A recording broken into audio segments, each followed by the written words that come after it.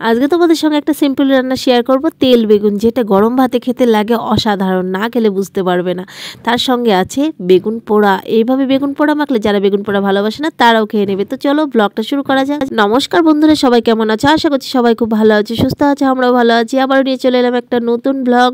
হ্যাঁ, টুকিটাকি ব্লগ আছে, তার সঙ্গে রেসিপিটা অবশ্যই আছে। রেসিপিটা দেখতে থাকো, আশা করছি তোমাদের খুব খুব ভালো লাগবে।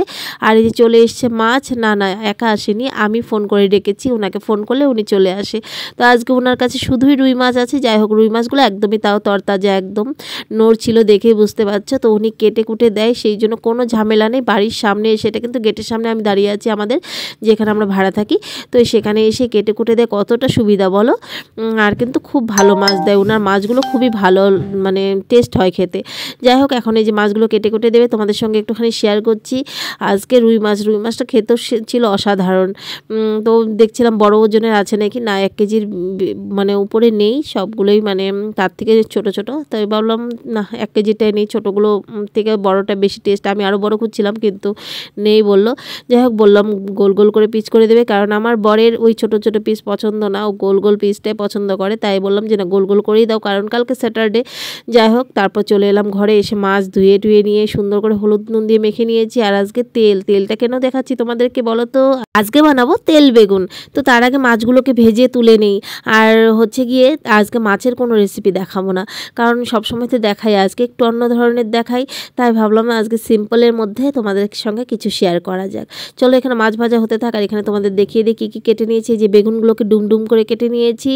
আর এখানে আমি অল্প একটু বেগুনই কেটে নিয়েছি, কারণ যতটুকু তেল, বেশি তেল হলে বেশি বেগুন দিলে ভালো লাগবে। চলো তাহলে শুরু করা যাক আজকের সিম্পল রেসিপিটা। অল্প একটু তেল দিয়েছি কালো জিরে ফোড়নে, তার সঙ্গে দিয়ে দিলাম পেঁয়াজ কুচানো আর লঙ্কা কুচানো বলছি, লঙ্কাটা ফেলে দিয়েছি। আর তোমরা যদি চাও কুচিও দিতে পারো।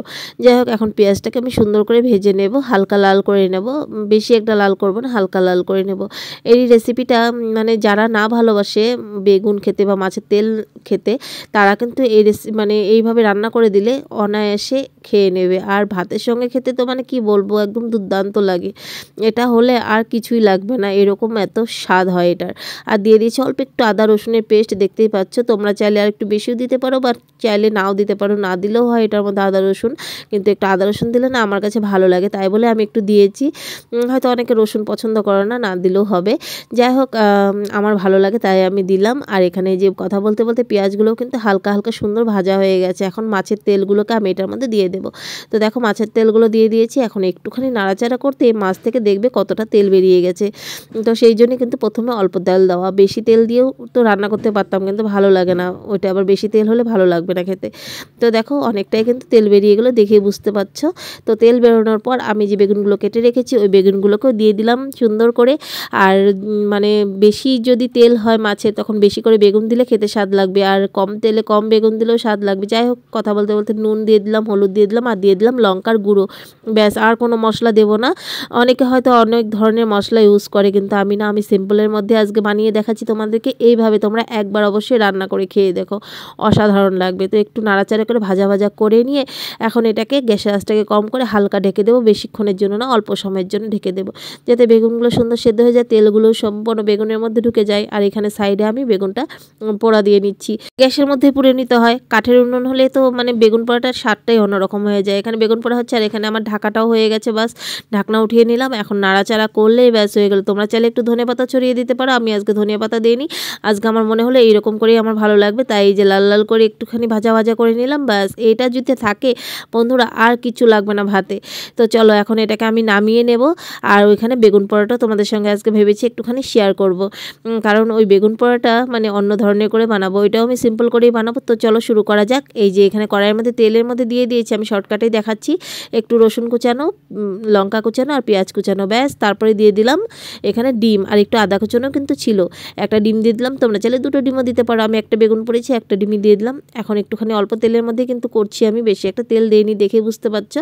এখন ডিমটাকে একদম ঝুরো করে নেব ভালো করে।